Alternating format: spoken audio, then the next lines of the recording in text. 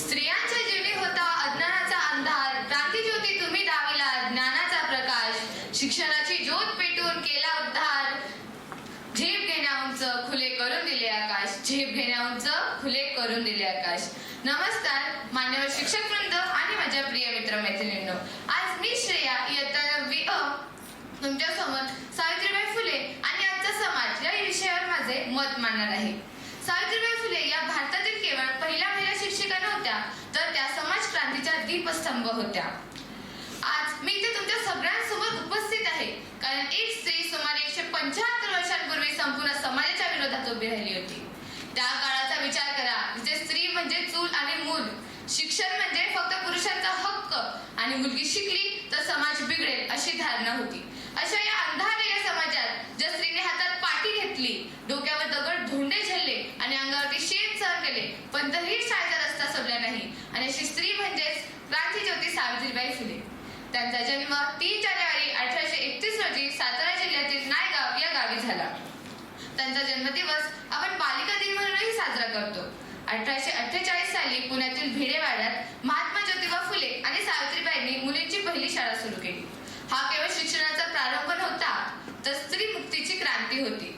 मित्रांनो, सावित्रीबाई फुले या केवळ शिक्षिका नव्हत्या, त्या समाज सुधारक, कवयित्री आणि स्त्री स्वाभिमानाचा पहिला आवाज होत्या. त्यांनी सांगितले, शिकून सवरून स्वतःचा उद्धार करा.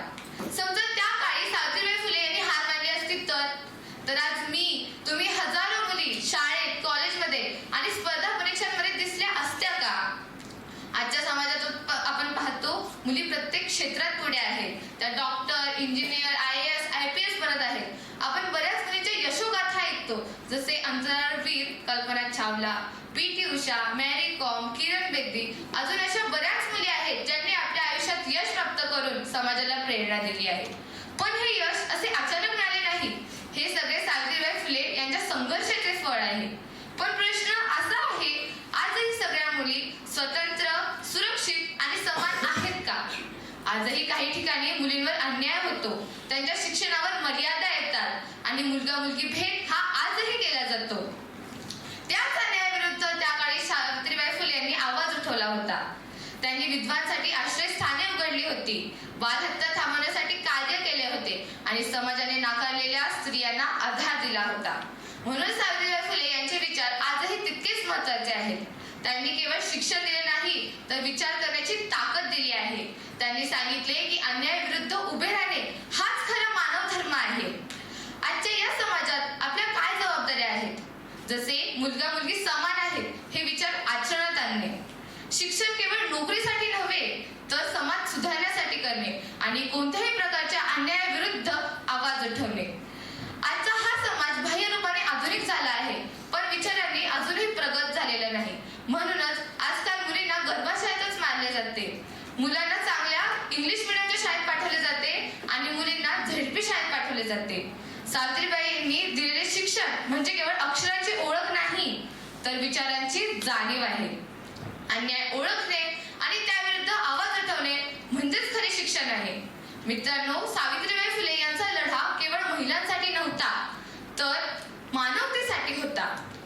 आजच्या काळातली ही स्त्री फक्त घर सांभाळणारी नाही, तर समाज घडवणारी शक्ती आहे. त्यांनी सांगितले की मुलींना शिकू द्या, त्यांच्या स्वप्नांना पंख द्या आणि त्यांच्या निर्णयाचा आदर करा. हेच सावित्रीबाई फुले यांच्या विचारांचे खरे पालन आहे. त्यांचे विचार पाठांतरासाठी नाहीत, तर आचरणात आणण्यासाठी आहेत. जर सावित्रीबाई फुले आजच्या या समाजात उपस्थित असत्या तर त्यांनी मुलींना केवळ एवढेच सांगितले असते, प्रश्न विचारा, आपले हक्क ओळखा आणि घाबरू नका. आज मी माझे भाषण संपवताना एक मुलगी म्हणून अभिमानाने सांगू इच्छिते, मी शिकते, मी घडते, कारण सावित्रीबाई फुले या लढल्या होत्या. चला तर मग आपण सगळे मिळून सावित्रीबाई फुले यांनी पेटवलेली समानतेची आणि शिक्षणाची ज्योत आजच्या या समाजात अखंड तेवत ठेवूया. धन्यवाद.